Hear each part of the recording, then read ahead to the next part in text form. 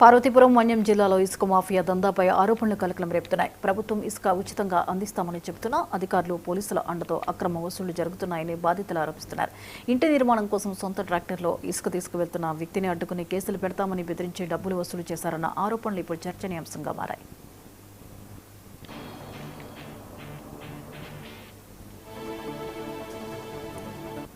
పార్వతీపురం మండలం ఎంఆర్ నగరానికి చెందిన రొంపిల్లి ప్రసాదరావు కొమరాడ మండలం గుమ్మడ నుంచి ఇసుక తీసుకొస్తుండగా తనను అడ్డుకున్నారని చెప్తున్నారు. అక్కడికి వచ్చిన ఓ వ్యక్తి కానిస్టేబుల్ కలిసి ట్రాక్టర్ సీజ్ చేస్తామని బెదిరించారని, చివరకు ఫోన్పే ద్వారా 13,000 రూపాయలు చెల్లించిన తర్వాతే ట్రాక్టర్ను విడిచిపెట్టారని బాధితులు ఆరోపిస్తున్నారు.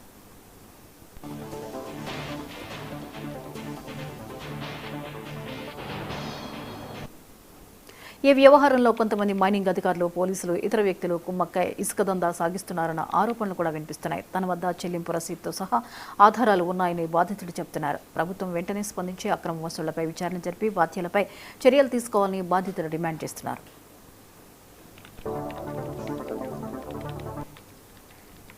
తీసుకొని స్టేషన్కి పదబండి అన్నారు. నేనేమో బండి స్టార్ట్ చేసి వెనక్కి తీసి స్టేషన్కి వెళ్ళిపోతాను, బండి వెళ్ళిపోతాను, వెళ్ళిపోతాను. స్టేషన్గా నిలిపింది విక్రమాబాద్ నుంచి లెఫ్ట్ సైడ్ దెంగబాద రోడ్డు ఉంది, అటు తిప్పించారు. అటు తిప్పేసి నేను ఆపాను. ఆఫీస్ ఎందుకంటే ఏంటంటే సార్ వస్తాను మాట్లాడుతురా అన్నారు. సరే సార్ వస్తారు కదా, నేను ఏది మాట్లాడుతాను, నేను వెళ్ళాను.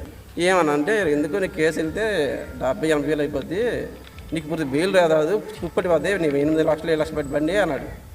అని సరేలే ఇప్పుడు వస్తారు కదా, ఎంత మాట్లాడుతుంటే నేను కొన్నాను. ఎంత తక్కువ 2,000 అయితే ఇచ్చిందని కొనుక్కున్నాను. చేసిన అమౌంట్ అండి ఇది. నేను మళ్ళీ రిసెప్ట్కి వెళ్ళిన తర్వాత రిసిప్ట్ ఇచ్చారండి.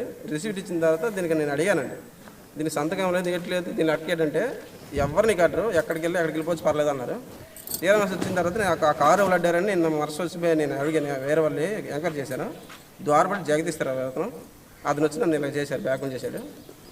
ఇలా కట్టేసి ఇలా చేసి దాని వెనకాల ఎవరు పెద్ద అధికారులు ఉన్నాయండి, పెద్ద అధికారులు ఉన్నారు. అదైతే లేకపోతే ఎక్కిన 2 నిమిషాలు గ్యాప్లో ఉంటారు కదా, దీన్ని బట్టి చూడండి అన్నాను. కాదు సార్, ఈ మధ్యన చాలా మందికి అయ్యాయి, నాకు ఇలా కట్టినట్టు నాకు తెలియదు, నేను వెళ్ళి ఇలా చేస్తే కానీ నాకు తెలియలేదు, ఇది ఏది చేస్తో తెలియదు, నాకైతే మొత్తం మాకు అందరికీ మా యూనియన్ మొత్తం డాక్టర్లందరికీ కూడా న్యాయం చేయాలండి. ఇది పెద్ద అధికారులు కూడా ఉన్నారు సార్, అధికారులు లేకపోతే దీనికి అవ్వదు కదా, మాకు ప్రతి ఒక్కరికి కూడా మాకు న్యాయం చేయాలండి.